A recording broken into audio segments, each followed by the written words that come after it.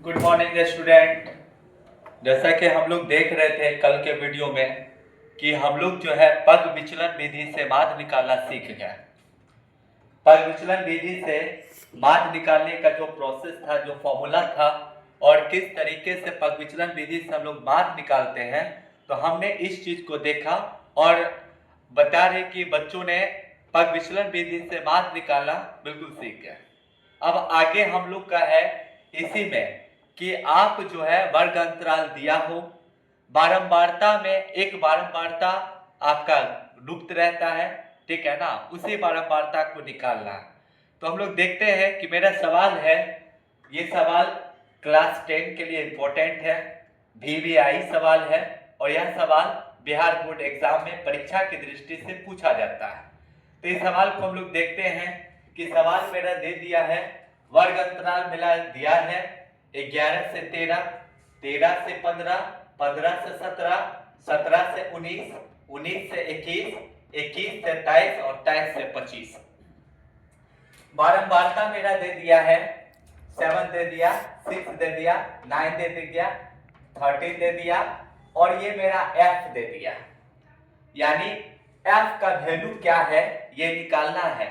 नीचे 5 है और 4 है, तो हमको कहता है कि लुप्त बारंबारता f ज्ञात करें।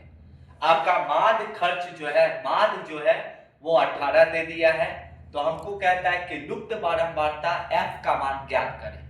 तो देखते हैं कि हम लोग f का वैल्यू कैसे निकालते हैं। सबसे पहले हम लोग वर्ग अंतराल दिया हुआ है तो हम वर्ग चिन्ह निकालेंगे। क्या निकालेंगे? वर्ग चिन्ह। आइए वर्ग चिन्ह निकालते हैं। वर्ग चिन्ह को हम लोग x से डिनोट करते हैं। तो वर्ग चिन्ह का फॉर्मूला होता है निम्न सीमा प्लस उच्च सीमा बटे 2, यानी a प्लस b बटे 2, जहां a निम्न सीमा है, b उच्च सीमा है, बाय में 2 होना चाहिए। तो आइए, जैसे हम निम्न सीमा का वैल्यू, मेरा वर्ग चिन्ह का ये फॉर्मूला होता है वर्ग चिन्ह बराबर वर्ग चिन्ह, यानी वर्ग चिन्ह x बराबर फॉर्मूला होता है a प्लस b बाय 2, जहां a निम्न सीमा है, b उच्च सीमा। तो आइए हम देखते हैं, a का वैल्यू 11 हो गया, b का वैल्यू 13 हो गया बाय 2। तो देखिए 4 हो गया, 1 1 2 24 बाय 2 हो जाएगा, 12 दूनी 24, यानी वर्ग चिन्ह का वैल्यू जो है मेरा यहाँ पे 12 निकल गया। फिर देखिए ये दोनों को जोड़ दीजिए, 15 13, 15 3 8, यानी 15 3 18, 10 28, 2 से भाग करेंगे तो 14 आ जाएगा। इसी तरीके से 2 2 का बढ़ रहा है तो 14 के बाद 16 हो जाएगा, 16 के बाद 18 हो जाएगा, 18 के बाद 20 हो जाएगा, 20 के बाद 22 हो जाएगा, 22 के बाद 24 हो जाएगा। मेरा 2 2 का बढ़ गया। अब हम देखते हैं कि इसमें से काल्पित माध्य मानते हैं। तो काल्पित माध्य जो है, वर्ग चिन्ह अगर दिया हुआ है, वर्ग चिन्ह मेरा है, तो काल्पित माध्य उसी से निकाला जाएगा। तो मेरा वर्ग चिन्ह में से ही काल्पित माध्य निकलता है। तो आइए वर्ग चिन्ह मेरा निकल गया है, तो काल्पित माध्य हम ले लेते हैं। तो काल्पित माध्य हम 18 लेते हैं। माना कि कल्पित माध्य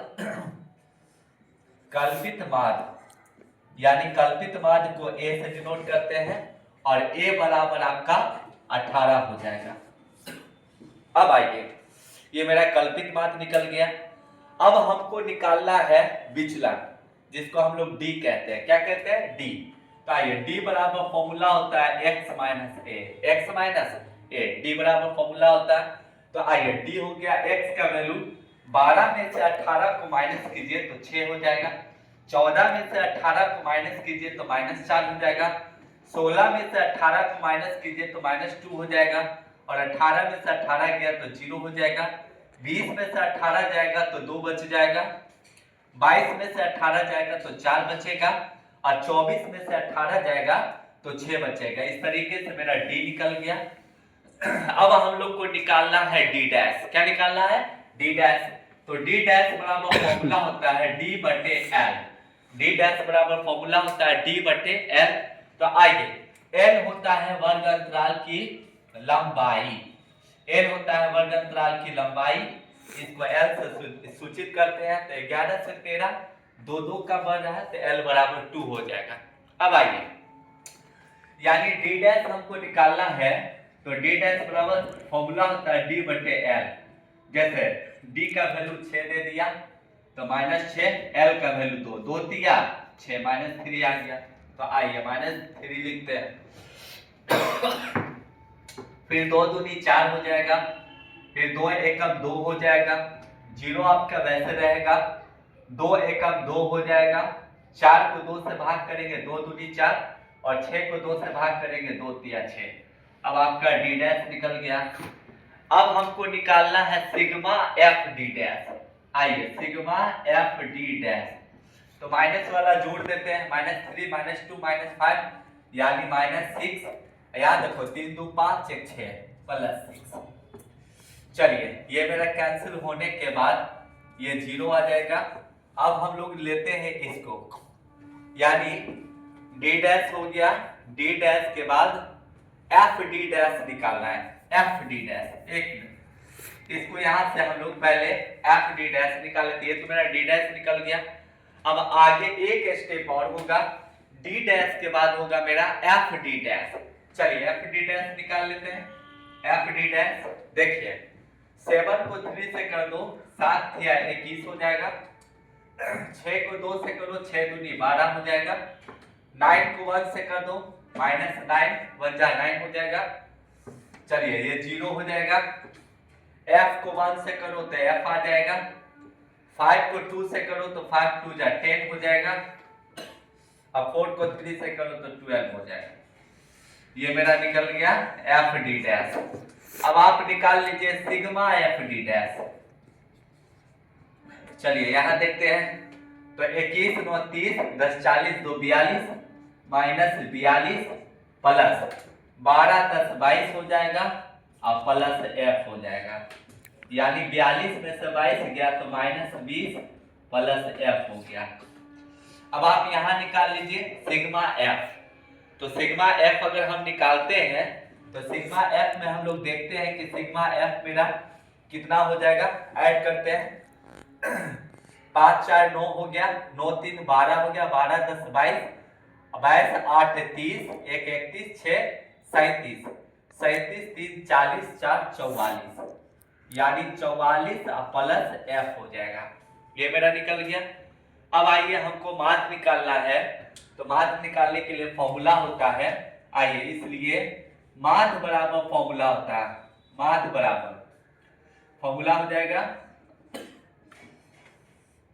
ए plus L into sigma F D dash बटे सिग्मा एफ हो जाएगा, बटे सिग्मा एफ। आइए, माध्य का वैल्यू 18 दे दिया था, लिख देंगे। काल्पित माध्य का मान 18 हो गया, एल का वैल्यू 2 हो गया, सिग्मा एफ डी डैश का वैल्यू -20 प्लस एफ हो जाएगा, अब बटे सिग्मा एफ का वैल्यू 44 प्लस एफ हो जाएगा। चलिए फिर से देखते हैं, अब इसको सॉल्व कर लेते हैं। तो ये 18 हो गया, ये प्लस से इधर आ जाएगा तो -18, ये गुना से इधर आ जाएगा बराबर की इस तरफ तो भाग में, तो इधर मेरा बच जाएगा, यहां बच गया -20 प्लस एफ, अब बाय 44 प्लस एफ हो जाएगा। अब देखिए 18 में से 18 गया तो 0/2 0/2 हो जाएगा, और -20 प्लस एफ बटा में हो जाएगा 44 प्लस एफ। अब आप देख सकते हैं यहाँ पर कि क्रॉस मल्टीप्लिकेशन करेंगे तो किसी भी अंक के ऊपर 0, ऑलरेडी टोटल वैल्यू 0 हो जाता है। उसके बाद देखिए -20 प्लस एफ बाय में हो जाएगा 44 प्लस एफ। क्रॉस मल्टीप्लिकेशन कर लेते हैं, तो हम देखते हैं यहाँ पर क्रॉस मल्टीप्लिकेशन में इसको, इसके नीचे कुछ नहीं तो 1 है। आइए तो इसको इससे कर लेते हैं, तो -22 प्लस 1 से करेंगे तो यही आ जाएगा -22 प्लस एफ, और इसको 0 से मल्टीप्लाई करेंगे तो टोटल 0 हो गया, यानी f का वैल्यू जो है f बराबर माइनस से उधर जाएगा तो प्लस में हो जाएगा, इसलिए f इज इक्वल टू 22। ये आपका लुप्त बारंबारता f का वैल्यू निकल गया। तो साथियों हमने देखा कि अगर मेरा वर्गांतराल दिया रहे और बारंबारता में f का वैल्यू ना हो, लुप्त बारंबारता हो, अगर लुप्त बारंबारता निकालने गए तो इसी मेथड से हम लुप्त बारंबारता को निकाल सकते हैं। अगर हमारी वीडियो अच्छी लगी तो इसको लाइक करें, कमेंट करें, शेयर करें और हमारे वीडियो को, चैनल को सब्सक्राइब करना ना भूलें। Thank you.